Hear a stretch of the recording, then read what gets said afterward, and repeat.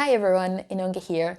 I just wanted to share a little bit about Restored Hope and kind of my heart behind that and why I felt it was necessary to start a whole charity and organization dealing with church abuse, which seems very specific.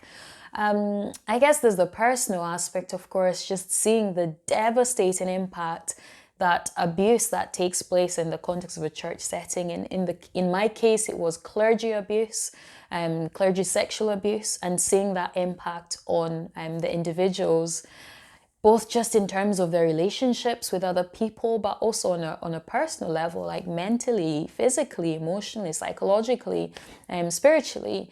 And just seeing how little people understood about how abuse can impact an individual. And sometimes the diminishing of that abuse, or the assumption that somebody should just be able to forgive, forget, and move on with their life, made me think, oh man, I think people need to understand the impact that abuse can have on individuals, just in a broader sense, but also in particular, how spiritual abuse can actually impact somebody's faith. The church should be a place where people should feel safe. It's Jesus's church. It should reflect Jesus, and so when it doesn't, when it does the opposite, that's horrific. That's devastating.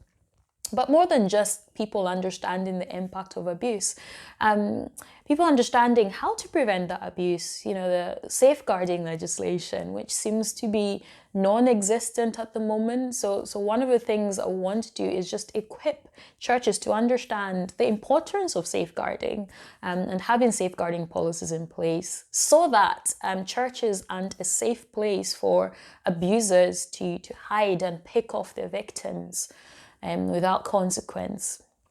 But also beyond that, understanding how to get alongside survivors, because sometimes the things that are said to them, where people mean well and are trying to help, end up making things worse and doing more damage in the process. And so there's the holistic side of things of actually this needs to be more than just helping the individual survivor, of course, through giving them access to counselling and also legal advice where the pursuit of justice and holding the abuser to account is possible, of course, which in the Zambian context is, the chances are always slim to none on a lot of these things. So that's another area I would love to do, is just social policy aspect of abuse in Zambia in general. And so there's a lot I want to do on an individual level to support survivors, but also on the broader level to ensure that the environment, the church environment, is a place where survivors can actually thrive and get the help that they need, and abusers are properly held to account and not given a free pass. And all of this, I just realized I couldn't do on my own. Of course, you can get alongside one person, but even then, I'm not a qualified counsellor. But I know people that can help. I'm not a lawyer, but I know people that are qualified that can help. And so bringing in all these people with different experiences and with different skill sets into the organization to set something up that can deal with this massive, really important issue holistically was what I wanted to create. And so we've got an excellent team of trustees, an excellent team of volunteers, and hopefully staff as well, to just bring all of this together to Restored Hope Zambia. But it needs resources, it needs finances to get going. So please do give what you can in this particular fundraiser. If you'd like to support the charity in the long term, you can fill in the Google forms that I've linked, and that will help in the long run with the costs that I've listed there.